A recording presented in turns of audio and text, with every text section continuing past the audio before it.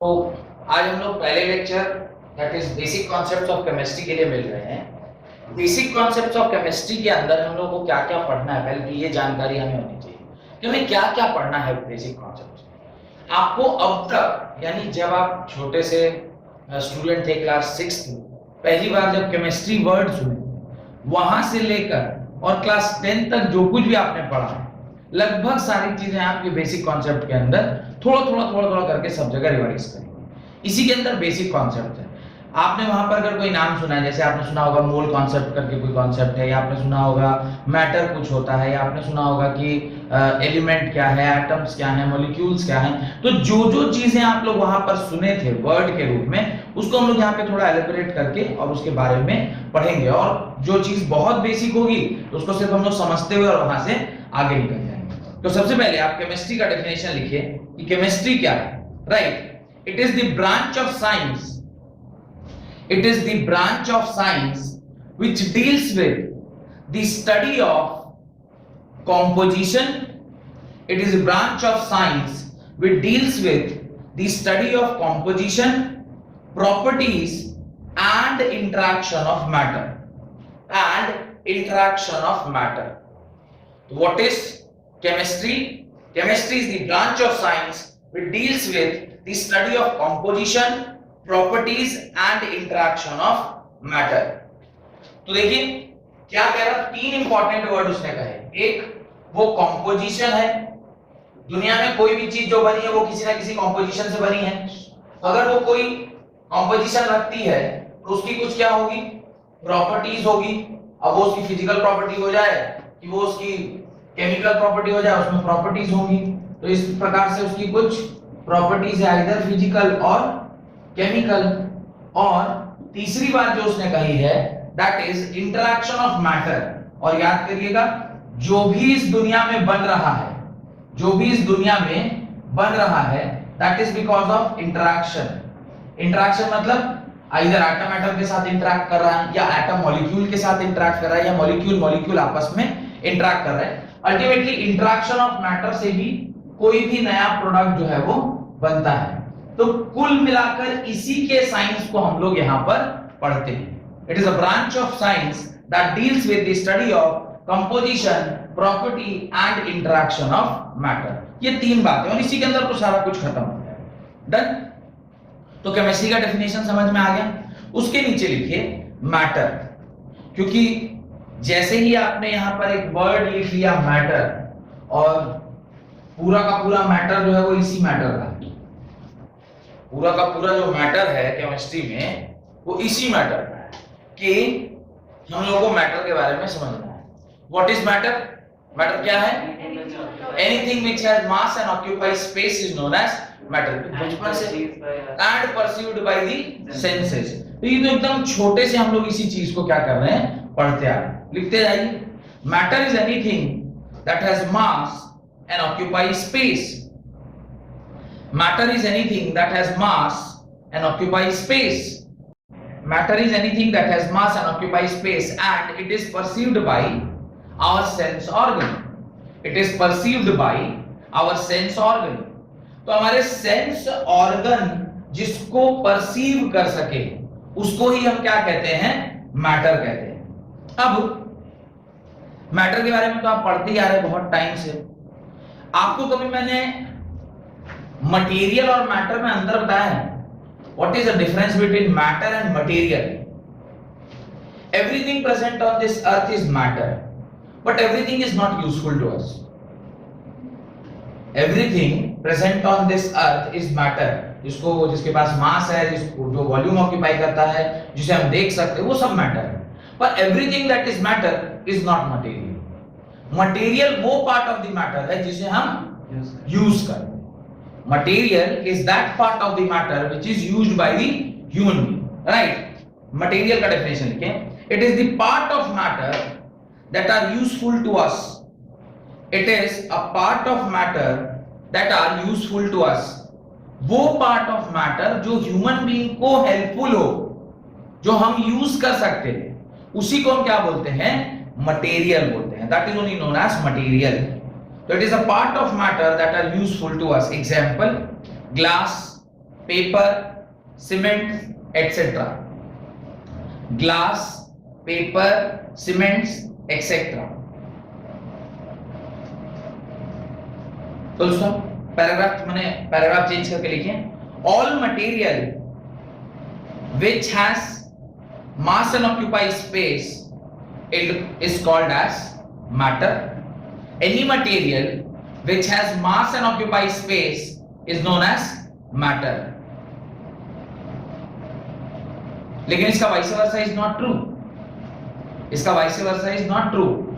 All matters are not material. All matters are not material. All materials are matter, but all matters are not material. तो लिख लीजिएगा all the materials are matter, but all matters are not material. ठीक है. अब matter की जो classification है, matter जो क्लासिफाई करा गया है वो मुख्यतः दो क्राइटेरिया के बेसिस पर उसे डिवाइड किया गया. यानी पहला जो क्लासिफिकेशन है मैटर का वो है फिजिकल अपीयरेंस के ऊपर. फिजिकल अपीयरेंस के ऊपर, फिजिकल अपीयरेंस के बेसिस पर जो हमारा मैटर है वो कितने प्रकार से डिवाइडेड है ये तो आप भी बता सकेंगे. कौन कौन सा होगा? Solid, liquid and gas. ये मेरे ख्याल से आपको समझ में आता होगा कि matter on the basis of its physical appearance या फिजिकल कैरेक्टरिस्टिक कितने प्रकार के होते हैं? 3 प्रकार के, सॉलिड, लिक्विड एंड गैस. देखिए फिजिकल क्लासिफिकेशन ऑफ मैटर, सब हेडिंग डालिए. Physical classification of matter, right. Depending upon the physical characteristics, physical classification of matter, उसके अंदर लिखिए depending upon the physical characteristics matter is of 3 types. Depending upon the physical characteristics of matter, physical characteristics, matter is of 3 types: solids, liquids and gas. चाहे तो इस तरह का एक छोटा सा एरो डालकर आप ये बना लें ताकि आपको क्लैरिटी आए. जब आप बाद में कॉपी पढ़ रहे होंगे तो आपको ध्यान रहेगा, क्योंकि इसी प्रकार से हम लोग दूसरे क्लासिफिकेशन को भी पढ़ने वाले हैं, इसलिए. देन आप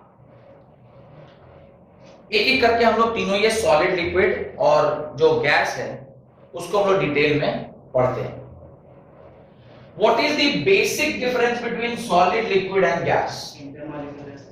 intermolecular space. Basic difference intermolecular space. ठीक है. Solids have definite size and definite volume, but liquid has only definite volume and no definite size. चलिए कोई बात नहीं, ये सब तो आप प्रॉपर्टीज बोलते जा रहे हैं. ये सब जो आपने क्लास 10th लेवल पर जो पढ़ा हुआ है वो सब आप बोलते जा रहे हैं. बेसिक जो प्रॉपर्टी होती है सॉलिड्स की ये होती है rigidity. Rigidity is the property of solid. अगर कोई चीज रिजिड है, रिजिड है मतलब ठोस, ठोस है मतलब even if you are applying force, external force, the intermolecular distances are not changing. जब आप किसी भी बॉडी के ऊपर फोर्स एक्सर्ट कर रहे हैं और उसके इंटरमॉलिक्यूलर स्पेस में बहुत ज्यादा चेंज नहीं आ रहा है, then that property of solid is known as rigidity. या मैं बोलूं then that property of particular substance is known as rigidity. जहां पर आप किसी भी सॉलिड को क्या कर रहे हैं? फोर्स दे रहे हैं और उसके बावजूद भी उसके इंटरमॉलिक्यूलर स्पेस में कोई चेंज नहीं आ रहा है. आ भी रहा है तो बहुत माइनर चेंज आ रहा है. तो वो जो प्रॉपर्टी है किसी भी सब्सटेंस की, that is known as rigidity. और वो ही किस में देखा जाता है? सॉलिड्स में देखा जाता है. तो solids are basically have a property of rigidity, whereas ये जो लिक्विड और गैसेस हैं इसकी जो एक प्रॉपर्टी होती है वो होती है फ्लूइडिटी. यहां पे जो प्रॉपर्टी होती है वो क्या होती है? फ्लूइडिटी. यानी लिक्विड्स एंड गैसेस जिस प्रॉपर्टी के द्वारा गवर्न किए जा रहे हैं वो फ्लूइडिटी है. Fluidity means flow. इसमें टेंडेंसी है कि ये क्या कर सकता है? फ्लो कर सकता है. to the property with which solid and gases are classified, यानी have the characteristics, वो क्या है? Fluidity. उसके पास fluidity की प्रॉपर्टी है और solids के पास rigidity की प्रॉपर्टी है. बेसिक डिफरेंस अगर आप सॉलिड, लिक्विड और गैस में पूछेंगे तो यही है. Solids are rigid in nature whereas liquids and gases are fluid in nature. ये fluid है थोड़ा कम और ये इसकी fluidity थोड़ी ज्यादा है. But these two are fluid in nature and this is rigid in nature. तो ये the property associated with a rigid body is known as rigidity. The property associated with the flowing body is known as fluidity. तो basic difference यही है. बाकी जो आप जितना कुछ भी कह रहे हैं ये इसी से निकल कर बाहर आया है. जहां पर आप कह रहे हैं कि इंटरमोलिकुलर स्पेस जो है वो कम होता है, ये सारी चीजें इसके बाद आएगी. पहला जो बेसिक डिफरेंस होगा यही होगा कि सॉलिड जो है वो क्या है, रिजिड है, और लिक्विड्स एंड गैसेस जो है क्या है, वो फ्लूइडिटी उसकी प्रॉपर्टी होती है. तो आप सबसे पहले सॉलिड हेडिंग डालें. ये लिख लिए थे ना, ये बना लिए ना आप, हेडिंग डालें solid. Right. Solids are the substance, solids are the substance which is governed by the property of rigidity, which is governed by the property of rigidity. तो solids are governed by the property of rigidity. Bracket में लिखिए, bracket में लिखिए.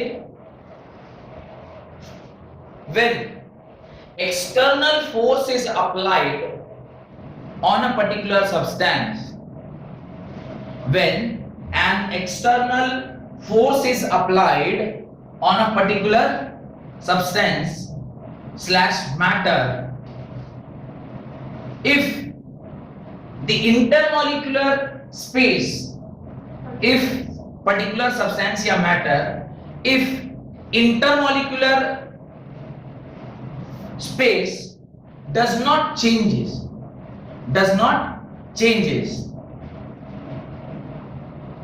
this property of matter is known as rigidity. This property of matter is known as rigidity. This property of matter is known as rigidity. Got it? भैया इसमें तो force भी तो इसमें पे डिफाइन करना होगा ना, कितना फोर्स आप फोर्स लगा रहे हैं और उसके इंटरमोलिकुलर स्पेस चेंज नहीं कर रहे. पढ़ेंगे आगे, जब हम लोग और आगे बढ़ेंगे, सेंटर ऑफ मास वगैरह चैप्टर ऑफ फिजिक्स में आएंगे, तो वहां पे रिजिड बॉडी के ऊपर ही हम लोग सारा पूरा एक चैप्टर ही पढ़ते हैं कि रिजिड बॉडी के ऊपर आप कौन कौन सा काम कर सकते हैं और कौन सी बॉडी को हम एक्सटेंडेड ऑब्जेक्ट बोलते हैं. पढ़ेंगे उसके बाद क्यों हम किसी बॉडी को पॉइंट मास मानते हैं, ये सब कुछ पढ़ेंगे, तो इसकी चिंता नहीं करें. आप बस इतना ध्यान रखिए कि रिजिड बॉडी एक ऐसा बॉडी है जिसके ऊपर जब हम फोर्स लगाते हैं तो वो उसके इंटरमोलिकुलर स्पेस चेंज नहीं करते, तभी हम उस बॉडी को क्या बोलेंगे, रिजिड बॉडी. बस आप ये ध्यान रखिए. ठीक है, आगे चल के फिर देखेंगे कि क्या कंडीशन है, कैसे है, किस पर्टिकुलर सिचुएशन, सब पढ़ेंगे.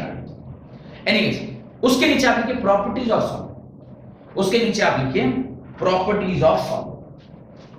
प्रॉपर्टीज ऑफ सॉलिड पढ़ने से पहले आपको मैं एक सॉलिड स्ट्रक्चर होता कैसा है वो दिखाता हूं. एक सॉलिड स्ट्रक्चर होगा कैसे, एक सॉलिड स्ट्रक्चर कैसा होगा ये आपको देखना पहले बहुत जरूरी है. ये क्यूबॉइड जैसा लग रहा है ना, क्यूब जैसे है, क्यूबॉइड जैसा लग रहा है ना. चलिए, अब ये इस प्रकार से, ये जितने भी कॉर्नर्स हैं इस पर्टिकुलर स्ट्रक्चर के, जिसको क्यूबिक स्ट्रक्चर बोल रहे हैं, उनके कॉर्नर्स पर क्या रखा होता है, एटम्स रखा होता है. इनके कॉर्नर्स पर क्या रखा होता है, एटम्स रखा होता है. और यही स्ट्रक्चर होता है सॉलिड का. यही स्ट्रक्चर क्या होता है, सॉलिड का स्ट्रक्चर होता है. और ये जो पर्टिकुलर स्ट्रक्चर मैंने बनाया है इसको बोलते हैं body centred cubic unit cell. तो ये जो भी स्ट्रक्चर है ये मैंने बनाया है body centred cubic unit cell का स्ट्रक्चर बनाया है. यानी सॉलिड जो है वो कुछ इसी तरीके का अपने आप को अरेंजमेंट करके रखता है, पर हमें बाहर से देखकर इसका तो मॉलिक्यूलर स्ट्रक्चर नहीं, ये हम कहां बात कर रहे हैं, एट द एटॉमिक लेवल. एकदम बिल्कुल मॉलिक्यूलर लेवल के भी नीचे जाके ये एक एक एटम्स इस तरह से अरेंज हैं, तो वहां पर जाके जब आप उसका स्ट्रक्चर देख रहे हैं तो कुछ इस प्रकार से, कुछ सॉलिड का, इन बोलूंगा सारे सॉलिड ऐसे होते हैं, कुछ सॉलिड का स्ट्रक्चर ऐसा होता है। तो आप ये फोटो बना लीजिएगा। ब्लैक वाला मतलब ऑल आर एटम्स ओनली, ये सिर्फ बॉडी के सेंटर पे इसको अलग कलर से बनाया है और ये वर्टेक्स पर है, इसको अलग कलर से बनाया है। All are atoms only. तो लिखिए पहले प्रॉपर्टीज लिख लीजिए, उसके नीचे डायग्राम बना लीजिएगा। पहला लिखिए particles of solid, first point, particles of solid are held very close to each other in an ordered manner. Particles of solid are held very close to each other in an ordered manner. तो ये ordered manner बड़ा ही sequential form में इसको रखा जाता है, तो ही वो solid है। Second, particles are not free to move. Particles are not free to move. Particles movement करने के लिए फ्री नहीं होते, तब हम उसको कहते हैं कि वो सॉलिड है। Third point, it has definite volume. It has definite volume. It has definite volume. Next, it has definite shape. It has definite shape. Next, it is hard and incompressible. It is hard and incompressible due to close packed structure. ये जो है ना, इसको close packing बोलते हैं, क्योंकि देख पा रहे हैं आप किस तरह से compact structure है, ये आपस में सब close packed होते हैं। तो it is hard and incompressible due to close packed structure. Next, the intermolecular space is very less. The intermolecular space is very less. काफी कम इंटरमॉलिक्यूलर स्पेस पाया जाता है सॉलिड्स के बीच में। वैसे यहाँ तो आपको काफी ज्यादा स्पेस दिख रहा है एक एटम से दूसरे एटम के बीच में, पर ये एक्चुअली में बहुत कम होता है। ये आपस में एक दूसरे से क्या रहते हैं, अटैच रहते हैं, इस तरह से सटा हुआ रहता है। अब यहाँ पे मैं ऐसे सटा हुआ बनाता तो पूरा डायग्राम गंदा दिखता, इसलिए ऐसा नहीं बनाया, पर एक्चुअल में देखा जाए तो ऐसा होगा, ये पूरा एक दूसरे से क्या रहते हैं, टच्ड रहते हैं, आपस में एक दूसरे से टच्ड रहते हैं, ऐसे दूर दूर नहीं रहते। Last second point, the intermolecular forces of attraction is very high. The intermolecular forces of attraction is very high. The intermolecular forces of attraction is very high. The last point, no diffusion property is found in solid. No diffusion property is found in solids. Solid में diffusion होने की property नहीं होती है। Diffusion मतलब जो diffuse कर जाए मतलब जो बह जाए, जिसमें फ्लूइडिटी आ जाए, तो ना वो डिफ्यूज करेगा। परफ्यूम के बॉटल से जब आप परफ्यूम को स्प्रे करते हैं वो डिफ्यूज करता है एयर, तो वो डिफ्यूज तभी कर सकता है जब उसमें कौन सी प्रॉपर्टी हो, फ्लूइडिटी की प्रॉपर्टी हो। पर हमारा तो सॉलिड जो है उसकी तो बेसिक प्रॉपर्टी है रिजिडिटी की, वो रिजिड रहने का है, तो वो फ्लो नहीं करेगा, वो एक जगह से दूसरी जगह स्वयं से नहीं बहेगा। लेकिन अगर आप अगरबत्ती यहाँ डाल देते हैं तो क्या अगरबत्ती के फ्यूम्स ऐसे रोकेंगे? नहीं, अगरबत्ती का फ्यूम वहीं सारा जमा होता जा रहा है अगरबत्ती के बाद, वो कहीं भी डिफ्यूज कर सकता है। पानी है तो पानी को भी अगर आप छोड़िएगा और थोड़ा सा स्लैंट दे दिएगा, वो खुद ही फ्लूइडिटी नेचर की वजह से वो एक जगह से दूसरी जगह ट्रैवल कर सकता है। तो बेसिकली डिफ्यूजन जो प्रोसेस है वो ज्यादा से ज्यादा हम लोग गैसेस में देखते हैं, लिक्विड्स में भी कम देखने को मिलता है। लिक्विड में कहां देखने को मिलता है? कभी आप, अच्छा आपने सैनिटाइजर, आजकल तो सैनिटाइजर वो देखा होगा ना, वो जो स्प्रे ऐसा करने वाला जो सैनिटाइजर होता है, वो देखिए वो डिफ्यूज करता है, लिक्विड में डिफ्यूज हो रहा है। जब आप स्प्रे करते हैं ना, वो बुलेट गन जैसा जो सैनिटाइजर का बॉटल होता है, ऐसा आपने मारा वो डिफ्यूज कर रहा है, तो लिक्विड्स आल्सो कैन डिफ्यूज।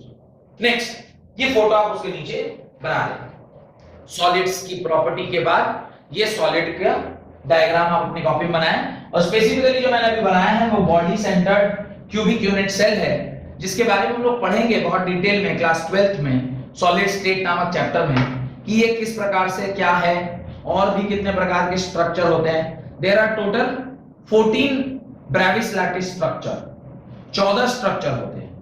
मैंने आपको उसमें से एक स्ट्रक्चर पढ़ाया मतलब सिर्फ दिखाया है। अल्टीमेटली होते कितने हैं? टोटल 14 ब्रेविस लैटिस स्ट्रक्चर होते हैं। ब्रेविस नामक साइंटिस्ट ने ही इस 14वें स्ट्रक्चर को इजाद किया था, इसलिए उसी के नाम से ये ब्रेविस लैटिस स्ट्रक्चर को जानते हैं। इसको बनाना कोई इतना कठिन नहीं है, मैंने थोड़ा दूसरे डिजाइन से बनाया है, आप दूसरे डिजाइन से बना सकते थे कि इस प्रकार से आप बनाइएगा तो वही बनेगा। ऐसे करके बनाइए और चारों में ऐसे ऐसे ऐसे सेटिंग करिए। आप लोग मेरी तरह से बनाने लग गए तो टाइम लग रहा है, क्या ये वाला फॉर्मेट से बनाइए? कैसे क्यूब तो ऐसे ही बना रहे बचपन से, ये दो स्क्वायर बनाया उसको जोड़ दिया नहीं। चलिए अगला लिखिए लिक्विड। अगला लिखिए लिक्विड। अब हम लोग लिक्विड्स पेंटिंग करते रहिएगा घर में, तो कला और विज्ञान जो है वो दोनों का मिश्रण है। यहाँ पर विज्ञान में पढ़ा रहा हूँ और कला लोग कर रहे हैं, तो कलात्मक जो अपनी आपकी वो दृष्टि है और कलात्मक जो आपका सोच है और कलात्मक जो आपकी रचना है, इन तीनों को आप घर पर पूरा कर सकते हैं। यहाँ बस देख लीजिए कि इस तरह का बनना है, और उसमें दिल थोड़े बनाना है कि पूरा एकदम डिजाइन बना रहे हैं। डिफ्यूजन को एक तरह से इंटरमिक्सिंग प्रोसेस भी बोल सकते हैं। हाँ, ऑलमोस्ट। डिफ्यूज कराना मतलब इंटरमिक्स कराना, दो चीजें मिक्स करेंगे तभी तो डिफ्यूज होगा। आप कोई चीज एयर में मिक्स हो रहा है, अब अगरबत्ती का फ्यूम्स एयर में मिक्स हो रहा है, दैट इज ओनली डिफ्यूजन। एक चीज दूसरे साथ के डिफ्यूज कर रहा है। लिखिए liquids, right. Liquids are the substance which is governed by the basic property of. Liquids are the substance which is governed by the basic property of fluidity. Which is governed by the basic property of fluidity. Bracket में लिखिएगा, bracket में लिखिएगा anything which can flow, anything which can flow is fluid, anything which can flow is fluid. The property associated with fluid is known as fluidity. Anything which can flow is fluid. The property associated with the property associated with fluids is known as fluidity. तो वो क्या कहलाता है? Fluidity कहलाता है। Fluidity मतलब जो चीज फ्लो कर रहा है उसकी जो प्रॉपर्टी होती है उसको क्या बोलते हैं? फ्लूइड बोलते हैं। और लिक्विड्स जो है इसी प्रॉपर्टी के द्वारा गवर्न किया जाता है। जिसमें फ्लूइडिटी हो वो आइदर लिक्विड होगा नहीं तो गैस होगा। अब फ्लूइडिटी की मात्रा अगर कम है तो वो क्या है? लिक्विड है, और फ्लूइडिटी की मात्रा ज्यादा है तो वो क्या है? गैस है। अब फ्लूइडिटी को कौन डिफाइन कर रहा है? फ्लूइडिटी को डिफाइन कर रहा है इंटरमोलिकुलर स्पेस। आप इंटरमोलिकुलर स्पेस अगर ज्यादा है तो उसके मूवमेंट करने की क्षमता भी क्या हो जाती है? बढ़ जाती है। इंटरमोलिकुलर स्पेस बहुत ज्यादा है तो एटम्स आपस में बहुत ज्यादा रैंडमली मूव करते हैं, और उस मूवमेंट को एक स्पेशल नाम दिया गया। क्या बोलते हैं पता है? Brownian movement. आपको कभी बताया होगा इस बारे में। ब्राउनियन मूवमेंट बोलते हैं। याद रखिएगा, ब्राउन नाम के साइंटिस्ट थे, उन्होंने जो मूवमेंट को ऑब्जर्व करके उसको एक नाम दिया। तो अपने ही नाम से लोग जनरली कोई चीज निकालता है, तो ब्राउनियन मूवमेंट उसको उन्होंने कहा। ऑब्वियस है ना, जैसे मैंने अपना चैनल का नाम क्या रखा है? X factor Pranav sir. अपने नाम से निकालेगा, पढ़ा हमने तो दूसरे का नाम थोड़े लाएंगे। वैसे ही वो ब्राउनियन मूवमेंट ब्राउन साइंटिस्ट ने ऑब्जर्व किया तो उन्होंने अपने नाम से ब्राउनियन मूवमेंट दिया। ये जो रैंडम मूवमेंट है किसी भी पर्टिकुलर एटम का, वो तब ज्यादा होगा जब उसके इंटरमोलिकुलर स्पेस ज्यादा होंगे। जितना ज्यादा इंटरमोलिकुलर स्पेस उतना आसानी से वो फ्लो करेगा, उसमें फ्लूइडिटी प्रॉपर्टी ज्यादा होगी। तो गैसेस में चूंकि इंटरमोलिकुलर स्पेस बहुत ज्यादा होते हैं इसकी फ्लूइडिटी ज्यादा होती है। लिक्विड्स में इंटरमोलिकुलर स्पेस थोड़े कम होते हैं जिसमें फ्लूइडिटी कम होती है, बट दोनों ही जो बेसिक प्रॉपर्टी है दैट इज फ्लूइडिटी। अब उसके प्रॉपर्टी लिखना स्टार्ट करिए। In liquids particles are close to each other. In liquids the particles are close to each other, but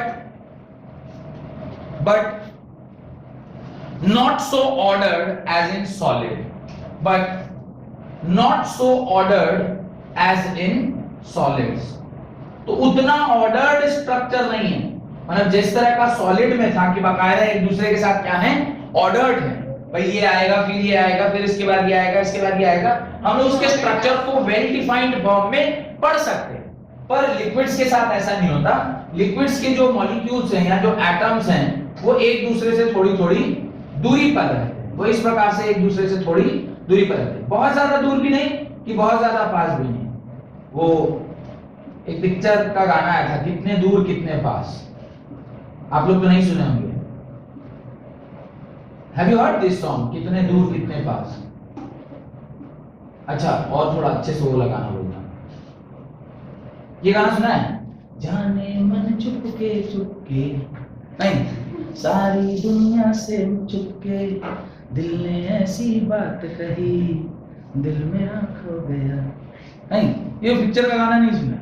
अच्छा, वो थोड़ा जब हम लोग जब आपकी उम्र में थे ना, तब ये गाना बनाया था। पूरा गर्लफ्रेंड थी, उसको एसटीडी बूथ से वो कॉल किया एक बार अपने घर। STD booth, you might not be doing what is STD booth, वो उस पे कॉल किया, कॉल रॉन्ग नंबर से लग गया गर्ल्स हॉस्टल में। एसटीडी बूथ में उसकी गाड़ी खराब होगी, वो अपने ड्राइवर को फोन कर रहा है, कुछ नंबर का एरर हुआ और फोन लग गया गर्ल्स हॉस्टल में। गर्ल्स हॉस्टल की रात में 1 बजे वो लड़की पढ़ रही होगी अपने रूम में, पर उसका जो कमरा था वो ठीक वो जो फोन यहाँ रखा था उसके बाद ही रहता। तो वो फोन जैसी बजा, वो दौड़े दौड़े वहां पहुंच गई। मैं कहा हेलो, तो ये कह रहा है मेरे ड्राइवर से बात कराई। तो वो कह रही ड्राइवर कहाँ से आएगा, ये तो आप गलत है, आपके जैसे बहुत लोग यहाँ फोन करते हैं। गर्ल्स हॉस्टल में तो जनरली अब ना हैंड टू हैंड मोबाइल हो गया। पहले तो गर्ल्स हॉस्टल का एक नंबर होता था, पीसीओ टाइप का, उसी पे आप कॉल करेंगे ना तो सबकी उससे बात होगी। तो फिर उन्होंने आपके से दिन भर में 100 लोग फोन करते हैं। बोला मैं वो नहीं हूँ, काफी रिच पैसा वाला आदमी। उसी फिल्म में वो कितने दूर कितने पास वो सब है। बड़ा अच्छा वो पिक्चर था, काफी याद भी उसकी कहानी मुझे, क्योंकि काफी रोमांटिक बढ़िया एकदम मूवी था। तो हम लोग यही सब कर रहे होते थे ना, तब तो यही सब कर रहे होते थे, तो इसलिए भी थोड़ा ज्यादा कनेक्ट कर पा रहा था उस पिक्चर के साथ। एनीवेज, तो इस तरह से आपने मतलब बनाया है क्या? ना हम लोग ऐसे पीसीओ से करते थे, कभी कभार कहीं लग गया, कभी उत्कल यूनिवर्सिटी लग जाता था, कभी कहीं लग जाता था ऐसे। बाद में हम लोग पहली बार हम लोगों ने फोन देखा था इन द ईयर मैं 2004 में मैंने पहली बार फोन देखा। मैंने हाथ में एक फोन आया था पहली बार 2004 में, वो नोकिया का 6600 था। ऐसा करके गेम में भी खेलते थे ना, उसमें डिस्प्ले उसपे सब था, कलर डिस्प्ले। वो डोंट थिंक दैट वो वाला नहीं, वो एक सांप वाला खेल होता ना, ऐसे करके उसको टच करो जाके, वो वाला नहीं, बढ़िया वाला ग्राफिक्स भी था उसमें। That time it used to cost around 20,000 rupees. वो 6600 और ऐसे कुछ उसका नाम था, नोकिया 6600। बहुत फेमस हुआ, दोनों हाथ से उसमें खेलते थे, गेम में भी खेला जाता। वो पहली फोन जो हमने देखी थी अपने हाथ में लेके 2004 में। अब बताइए किसके पास फोन नहीं है? जिसके पास फोन नहीं है गरीब है। मेरी तो मजबूरी है, तुम्हारी ऐसे गरीब आदमी है क्या? तो ये जो पर्टिकुलर अरेंजमेंट है ये इतना ऑर्डर्ड नहीं है, पर थोड़ा सा ऑर्डर्ड भी है, और आपस में जो इंटरमॉलिक्यूलर डिस्टेंस है वो थोड़ा सा ज्यादा है। इससे ज्यादा और उससे कम होगा, आगे चल के देखेंगे। तो आपने लिखा है in liquids particle are close to each other but not so ordered as in solid.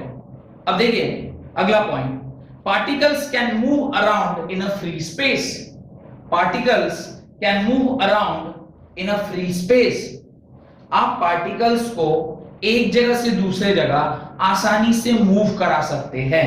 Particles can move around in a free space. Third point, liquids are more compressible related to solid. Liquids are more compressible related to solid due to more empty space in the structure. Liquids are more compressible related to solids due to more empty space in this structure. चूंकि structure में empty space ज्यादा है, तो आप इसको क्या कर सकते हो? कंप्रेस कर सकते हो। आप इसको क्या कर सकते हो? कंप्रेस कर सकते हो।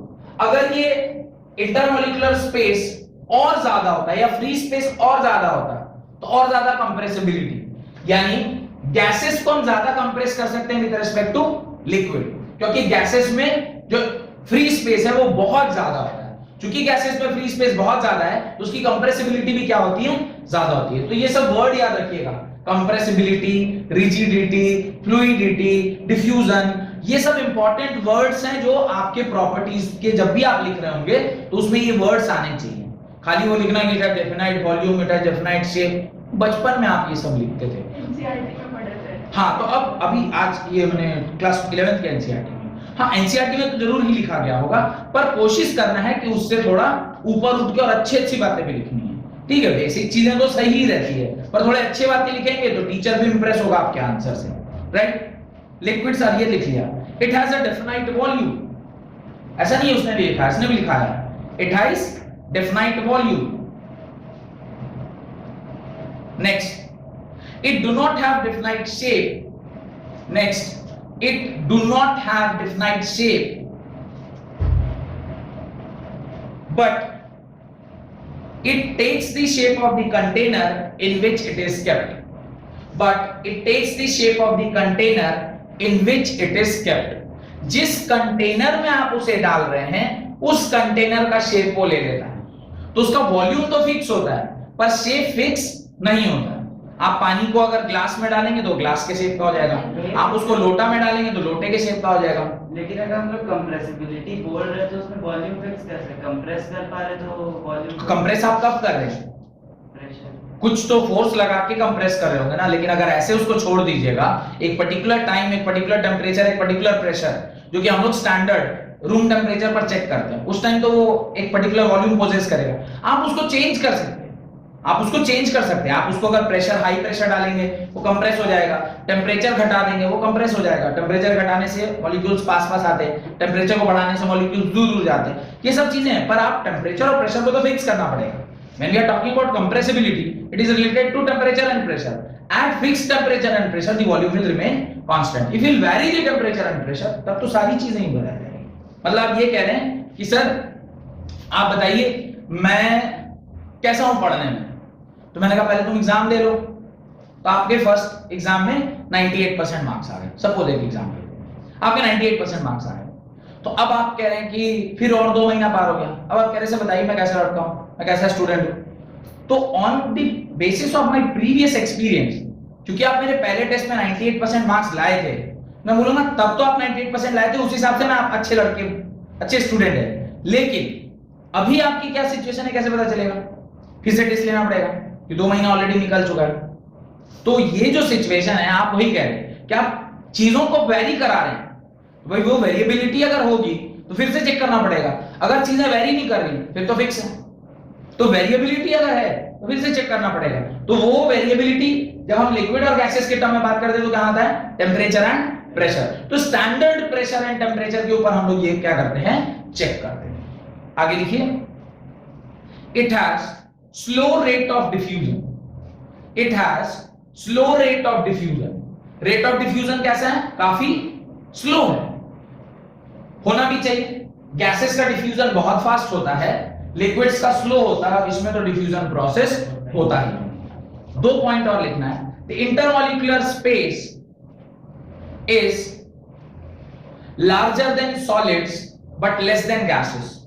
The intermolecular space is larger than solids but less than gas.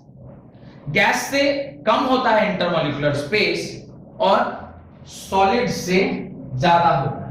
ये जो इंटरमॉलिक्यूलर स्पेस है, एक एटम से दूसरे एटम के बीच की जो दूरी है, ये इसमें relatively it is more than solid and less than gases. ठीक है, last point, the intermolecular forces are less than solids and greater than gases. The intermolecular forces are less than solids and greater than gases. Gas से ज्यादा intermolecular force होता है और solid से कम। उसके नीचे इस चित्र को आपको अपनी कॉपी में बना लेना चाहिए, इस डायग्राम को आपको अपनी कॉपी में बना लेना चाहिए कि इस तरह से पार्टिकल्स आपस में इतनी इतनी दूरी पर रहते हैं और ये जो आपके ब्लैक से बना हुआ ये क्या है, एटम्स हैं, और जो ये ब्लू से बना है this is intermolecular distance, this is intermolecular distance, inter atomic, molecular नहीं, इंटर एटॉमिक डिस्टेंस। तो ये डायग्राम आप अपनी कॉपी में बना लेना चाहिए, this is inter atomic distance.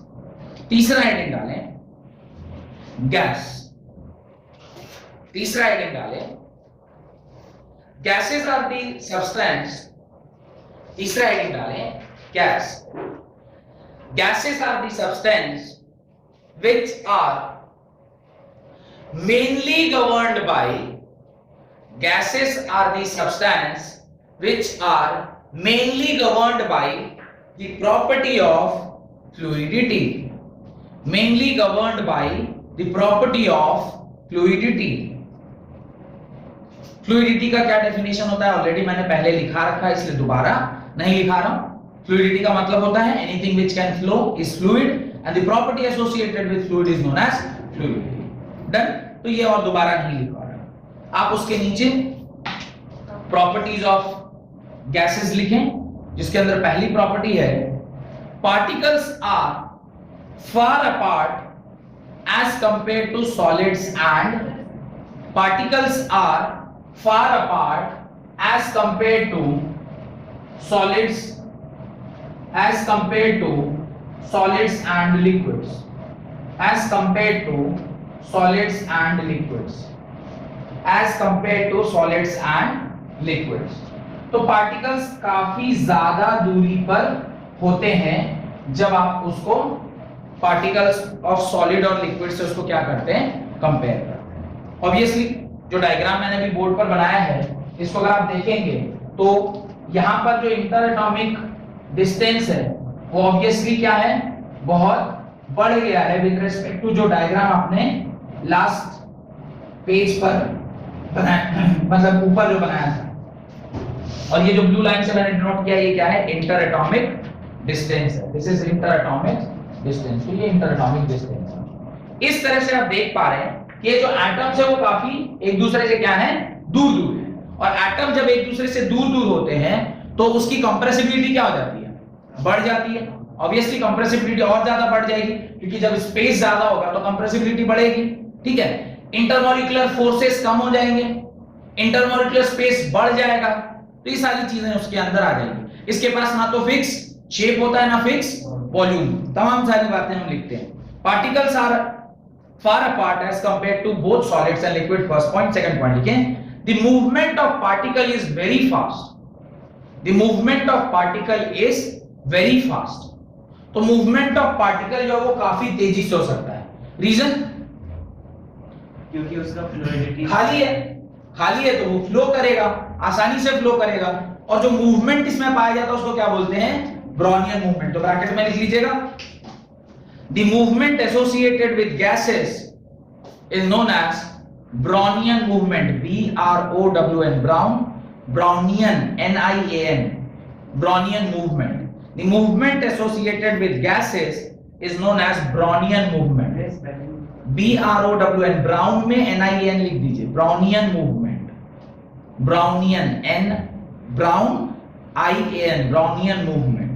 तो ब्राउनियन मूवमेंट होता है जो कि एक रैंडम मूवमेंट है, इसको रैंडम मोशन बोलते हैं। मान लीजिए आपका एक गैस का पार्टिकल है तो रैंडमली कहीं भी जाएगा, मतलब इसका कोई वो नहीं फिक्स में, कहीं भी जा सकता है, ऐसे कहीं भी जा सकता है। इसको बोलते हैं जिग जैग मेथड। इसको क्या बोलते हैं, जिग जैग मेथड। कहीं भी जाएगा, रैंडमली कहीं भी मूव करेगा। Next, it is highly compressible. Next property, it is highly compressible because of availability of free space। It is highly compressible because of the availability of free space। free space मिलने के कारण इसकी जो mobility है वो बहुत ज्यादा है और कंप्रेसिबिलिटी भी बहुत ज्यादा है। मोबिलिटी ज्यादा मतलब मूवमेंट वाला पार्ट, और कंप्रेसिबिलिटी ज्यादा मतलब जो अभी मैंने लिखवाया। याद रखिएगा कि कुछ वर्ड्स ध्यान रखिएगा, मोबिलिटी, कंप्रेसिबिलिटी। तो एग्जाम में जब आप ये सब वर्ड यूज करेंगे तो teacher will get impressed. Mobility, it is moving faster and it has a greater mobility.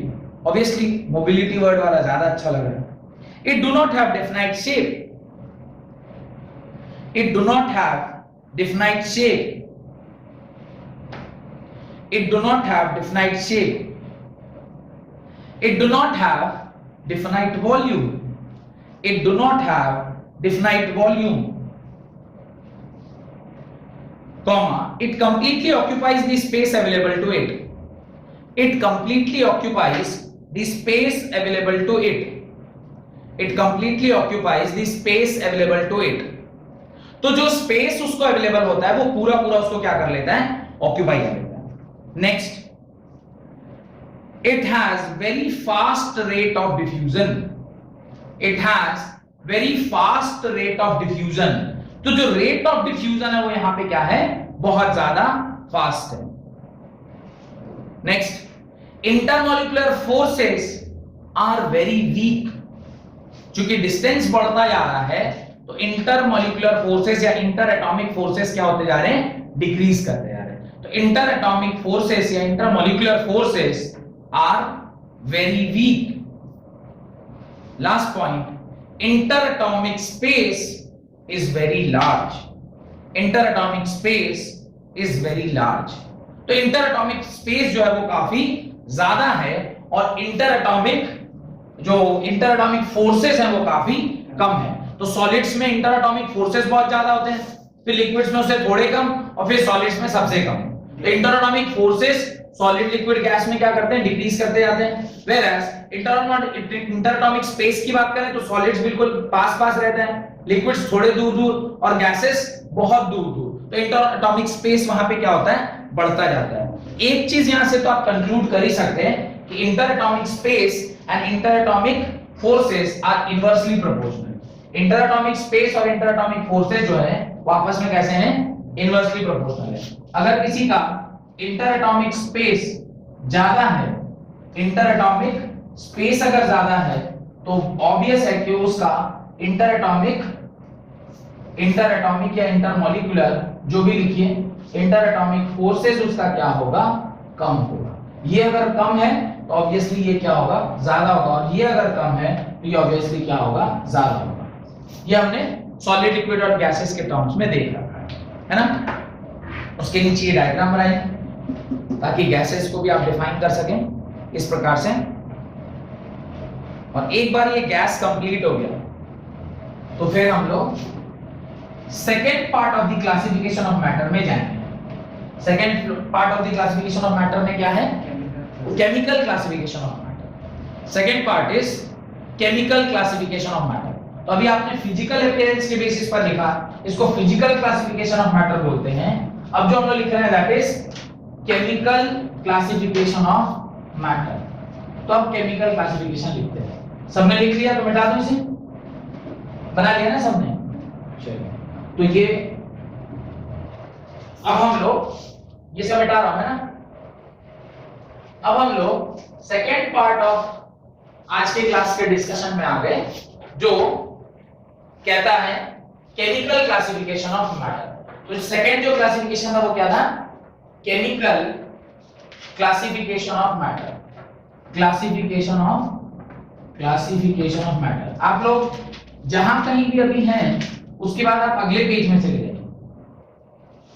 आप जिस भी पेज पर हैं वहां से आप अगले पेज पर चले जाइए, ठीक है। और अपनी कॉपी को लैंडस्केप मोड पे ले आइए, लैंडस्केप मोड पे। हाँ, और लैंडस्केप मोड किसे कहते हैं वो आपको पता ही होगा।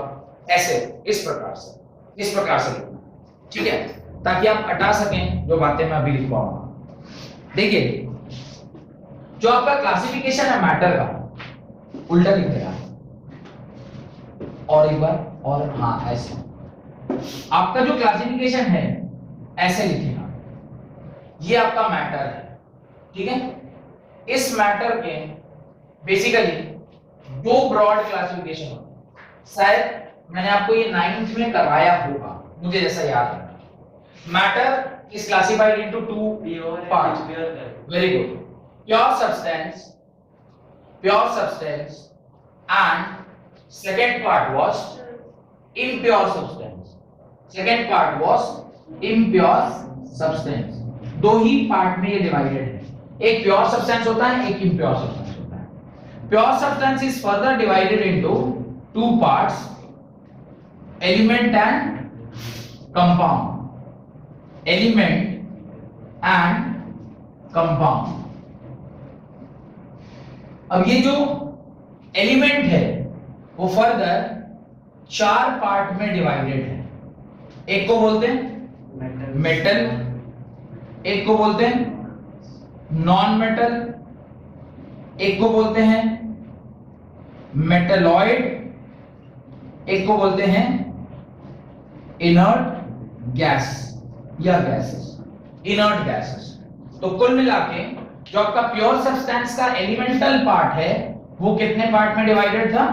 चार पार्ट में डिवाइडेड था। सिमिलरली जो आपका कंपाउंड वाला पार्ट है वो बेसिकली सिर्फ दो पार्ट में डिवाइड होता है। पहला पार्ट है इनऑर्गेनिक कंपाउंड और दूसरा पार्ट है ऑर्गेनिक कंपाउंड। अब देखिए इनऑर्गेनिक कंपाउंड हम किसे कहते हैं? तो उसका डेफिनेशन है जिस भी सब्सटेंस का ओरिजिन मिनरल या सॉल्ट मिनरल से होता है या अर्थ क्रस्ट से होता है, हम धरती से उसको पाते हैं, तो उसको हम क्या बोलते हैं? Inorganic compound. Rocks, soils, minerals, salt, यहां से अगर कुछ हमें मिल रहा है तो उसे हम इनऑर्गेनिक कंपाउंड बोलते हैं। ऑर्गेनिक कंपाउंड हम उसे कहते हैं जिसका जो सोर्स है वो प्लांट्स एंड एनिमल्स है। प्लांट्स एंड एनिमल्स अगर किसी भी सब्सटेंस का सोर्स है तो उसे हम क्या कहते हैं? ऑर्गेनिक कंपाउंड बोलते हैं। डन। अब second part of classification that is impure substance. Impure substance को हम लोग मिक्सचर के नाम से भी जानते हैं। और आपने याद कीजिए एक चैप्टर जरूर ऐसा पढ़ा होगा, element, compound and mixture. Second chapter कोई क्लास में 9th के second chapter, element, compound and mixture, वहां पे से भी डेफिनेशन पढ़े थे हम बहुत डिटेल। अब मिक्सचर जो है वो बेसिकली कितने पार्ट में डिवाइड है? ये भी दो पार्ट में डिवाइडेड होता है। एक को बोलते हैं होमोजेनस मिक्सचर, एक को बोलते हैं होमोजेनस मिक्सचर। होमोजेनस मिक्सचर क्या है? जिसमें Composition यूनिफाइड रहे। Composition is constant throughout. Composition is constant throughout. तो throughout उसका क्या है? Composition same है। एग्जाम्पल क्या लिखेंगे इसका? आप air is a homogeneous mixture. Alloy is a homogeneous mixture. Solution of salt plus water is a homogeneous mixture. Sugar plus milk is a homogeneous mixture. ये कुछ एग्जांपल है homogeneous mixture। दूसरा क्या है? heterogeneous mixture। heterogeneous mixture क्या है? जिसमें composition same ना रहे। composition is not constant throughout.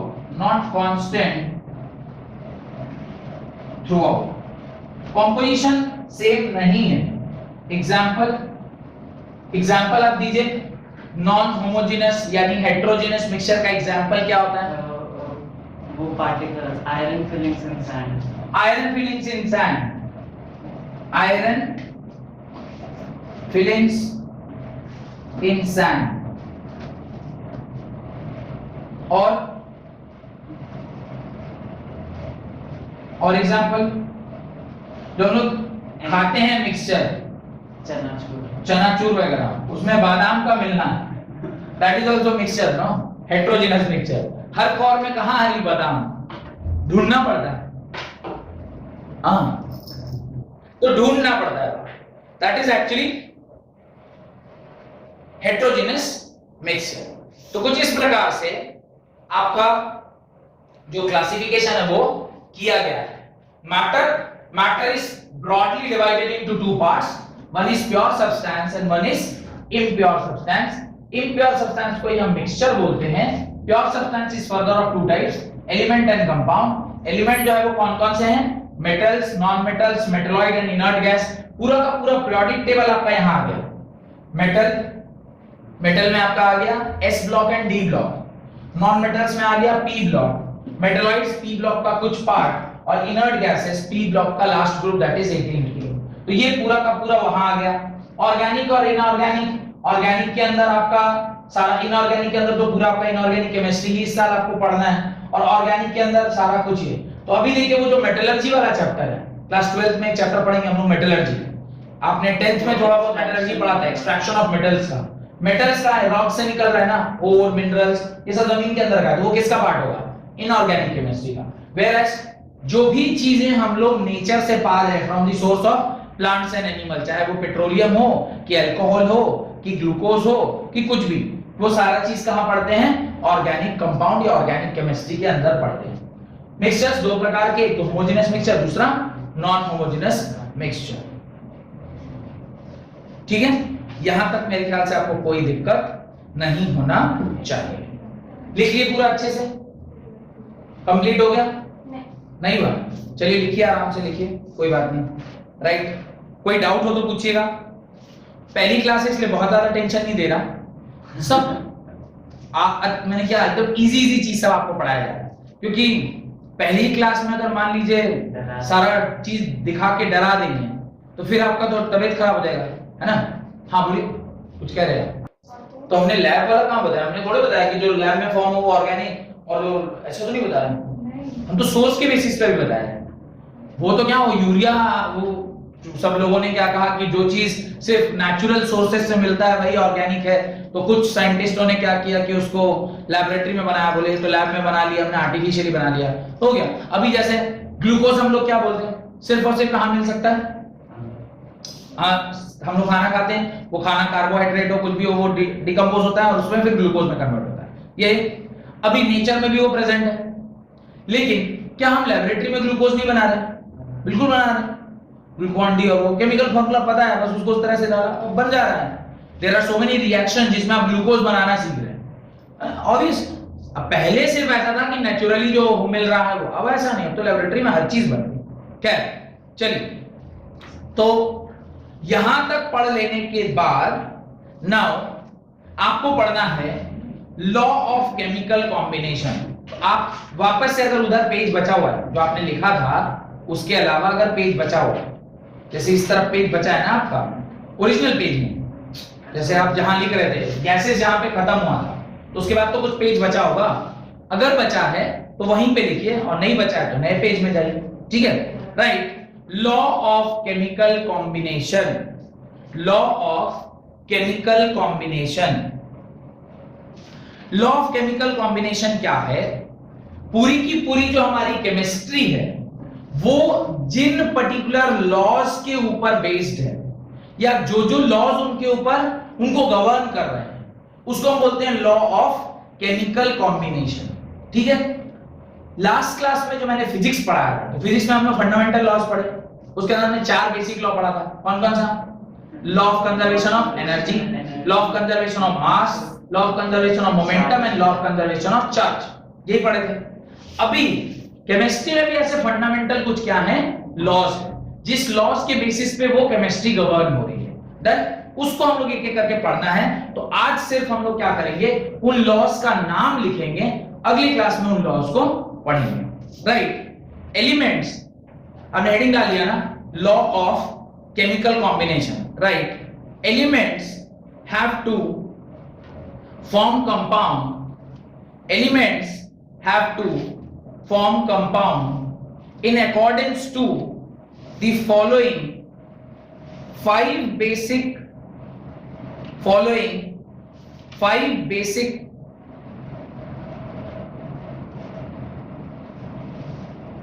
laws of chemistry, called the law of chemical combination, called the law of chemical combination, chemical combination. तो एलिमेंट की टेंडेंसी होती है क्या बनाने की, कंपाउंड बनाने की। मेरे मन में एक डाउट आना चाहिए, सर ये एलिमेंट कंपाउंड क्यों बनाएगा? अल्टीमेटली स्टेबिलिटी के लिए। ये जो एलिमेंट कंपाउंड में कन्वर्ट होगा वो होगा कि जब वो इनर्ट गैस को देखेगा लगेगा वाह क्या जीवन है इसका। इस जीवन के लिए तो मैं कब से तरस रहा था। Inert gas, non reactive, wife अगर कुछ बोल भी रही तो उसको कोई फर्क नहीं पड़ रहा। नॉन रिएक्टिव, नॉन रिएक्टिव हो गया, तुम पत्थर फेंको ठीक है, कुछ भी मतलब वहां के शरीर में ऐसा कुछ शर्ट खींच नॉन क्योंकि वो ना दूसरी दिशा में ना मोक्ष प्राप्ति वगैरह के रास्ते में जा चुका है, वो कोई मतलब नहीं। बाकी लोग देख रहे यार क्या सुख शांति में है भाई, तो जा रहे एलिमेंट मेटल्स नॉन मेटल्स सब ये दिखा अलग लेवल पे है भाई, ये तो पता ही नहीं लग रहा इसका, तो अलग लेवल पे चल रहा है। अभी ये लोग भी कह रहे हैं कि हम लोग भी वैसा बनना चाहते हैं। बनने के लिए या तो वो इलेक्ट्रॉन देगा, नहीं तो इलेक्ट्रॉन लेगा। अगर वो इलेक्ट्रॉन देगा तो मेटल, अगर वो इलेक्ट्रॉन ले रहा है तो non metal. Ultimately they want to achieve inert gas configuration. Inert gas configuration तक जाने के लिए वो ये जो एलिमेंट लेना और देने का, इलेक्ट्रॉन लेने और देने का जो काम है, इसी से वो एलिमेंट से किस में कन्वर्ट हो जा रहा है, कंपाउंड में, मॉलिक्यूल या कंपाउंड में कन्वर्ट हो रहा है। तो अल्टीमेटली ये जो कन्वर्जन है ये कुछ ना कुछ बेसिक लॉ फॉलो करना चाहिए। ऐसा तो नहीं कोई भी किसी के साथ कुछ फिक्स नियम होना चाहिए ना। इसे हमारे शादी ब्याह में भी कुछ नियम बनाए गए, वो फलाना ये है गोत्र की लड़की है तो फलाने गोत्र के साथ ही उसका शादी होगा। They should not be of एक गोत्र, वी कॉल इट समगोत्री। कुछ सेटिंग बनाया गया, किसी को किसी के साथ नहीं मैच करा। ठीक है, बाकी धर्मों में क्या हो रहा है, I am not interested in that, but अगले हिंदू धर्म क्या करते हैं, वो अगर कोई फलाने गोत्र का है तो सेम गोत्र में नहीं मैचिंग उसका हो सकता है। ये सब तो सुने होंगे, क्यों नहीं हो सकता? कुछ हिंदू धर्म के लॉ बनाए गए, इस लॉ को आपको फॉलो करना है। मतलब आप कौन सा गोत्र बोले, वत्स गोत्र। आप कौन सा बोले, भारद्वाज, बोले वत्स एंड भारद्वाज चलेगा। आप कौन सा गोत्र बोले, मैं वो क्या है सांडिल्य गोत्र, और दूसरा एक बोले मैं भारद्वाज, तो चल जाएगा। अभी ये भी बोल रहा है भारद्वाज, ये भी बोल रहा है भारद्वाज, तो भाई बहन फिर भाई बहन की शादी नहीं होती है नहीं, क्योंकि भाई बहन तो एक्चुअल हुई नहीं ना। पर फिर क्यों शादी नहीं हो पा रही? लॉजिक क्या है? वो आप बोल रहे थे कुछ डीएनए में जेनेटिकल कोडिंग का कुछ लफड़ा था। पर ये देखिए सर, हमारे ऋषि मुनि थे है ना, उनको बहुत इंटेलिजेंट नहीं, उस टाइम पे उनको पता चल गया था कि जीन वीन रहता है, जेनेटिकल कोडिंग रहता है। अभी भी वेस्टर्न साइंस वहां तक पहुंच नहीं पाई है, जो हमारे यहाँ कब से चल रहा है प्रथा नहीं। तो इस तरह से कुछ लॉ गवर्न है जो हिंदूज में भी ऐसे शादी ब्याह कराने में लगता है। वैसे ही केमिस्ट्री में भी जो ये शादी ब्याह हो रहा है, एलिमेंटल एलिमेंट से जब आप सिंगल से जब आप डबल या ट्रिपल हो रहे, शादी नहीं हो रही ना। नहीं, अभी मेरे को देख लीजिए, कोई 3 शादी वहां करता, लेकिन यहाँ पे एक ही तो उसको ये करना मतलब फिर धर्म परिवर्तन करके यू कैन डू इट। अगर उतना मजे लेने का मन हो तो you can like change your religion and then you can do that. But at least आप गलती से हिंदू पद्धति वाले इसमें तो वहां पे तो polygamy is not allowed, no there is only monogamy. आप एक ही आदमी से एक बार में शादी कर सकते हैं। हाँ, मल्टी बाद में जाके एलिमेंट का बात कर रहे थे, एलिमेंट, अच्छा तो CO2, अच्छा एक कार्बन 2 ऑक्सीजन देता है। तो इस तरह से एलिमेंट जो है वो कंपाउंड का जो फॉर्मेशन कर रहा है वो भी कुछ ना कुछ लॉज के ऊपर बेस्ड है। वो लॉज क्या है? पहला लॉ लिखिए, law of conservation of mass.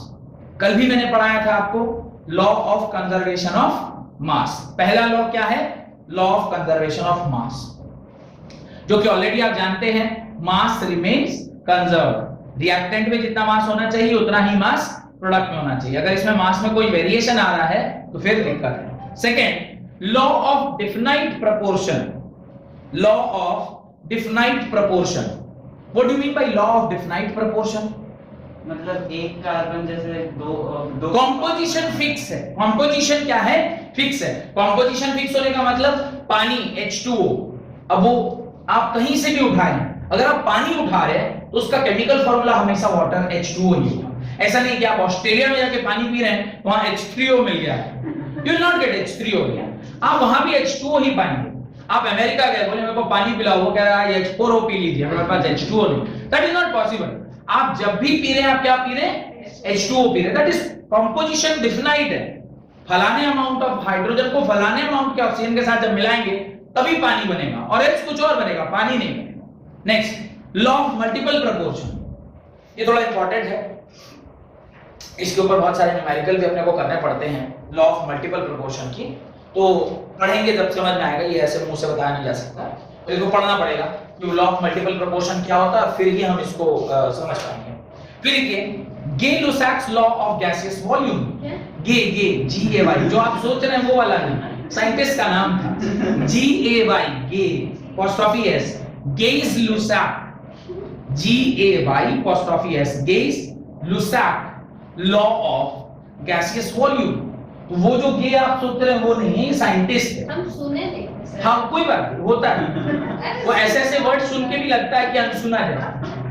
गे-लुसाक law of gaseous volume, तो गैसियस वॉल्यूम के ऊपर जो गे भाई साहब ने, भाई साहब ही होंगे, अब तो कुछ भी है तो भाई साहब ही होंगे, हाँ लुसाक भाई साहब, गे-लुसाक भाई साहब ने अपना एक लॉ दिया गैसियस वॉल्यूम को लेकर, तो वो हम लोग पढ़ेंगे। शायद मैंने इसके बारे में आपसे कहा भी होगा कि 1 मोल जो होता है वो 22.4 लीटर के बराबर, वॉल्यूम और मोल्स के बीच में रिलेशनशिप लिखवाया था, वो सब रिलेशनशिप इसी भाई साहब ने दिया था। And the last law is Avogadro's law, एवा A-V-O, एवो, सॉरी एवा हो गया, एवो, Avogadro, A-V-O-G-A-D-R-O, Avogadro's law, Avogadro's law. तो ये एवोगैड्रोस लॉ है जो आपको कुछ नंबर्स के बारे में, मोल और नंबर के बारे में रिलेशनशिप बताएगा। इस प्रकार से हाँ रेसिप्रोकल प्रोपोर्शन आता ना, वो तो एवोगाड्रोस हाइपोथेसिस अलग से है। देखिए यही है, जो पांचों लॉ हैं वो यही है। खैर वो हम लोग चेक कर लेंगे, हो सकता है नाम कुछ और इधर उधर हो सकता है, पर यही 5 लॉ आपको पढ़ने हैं। तो इस प्रकार से आपके ये 5 लॉ जैसे ही आप पढ़ लोगे, उसे समझ लोगे और उसको आप एक आध न्यूमेरिकल में यूज कर लोगे, तो आपको पता चल जाएगा कि हाउ केमिस्ट्री में ये फंडामेंटल जो लॉज ऑफ केमिस्ट्री हैं, तो 5 लॉज आपने लिखे, law of conservation of mass, law of definite proportion, law of multiple proportion, Gay-Lussac's law of gaseous volume and Avogadro law, ये सारे फंडामेंटल लॉज ऑफ केमिस्ट्री को हमें पढ़ना है। तो पहला हेडिंग डालिए, law of conservation of mass, law of conservation of मास, जिसको हम लोग अगले क्लास में पढ़ेंगे। ठीक है, बहुत बहुत धन्यवाद आज की क्लास अटेंड करने के लिए।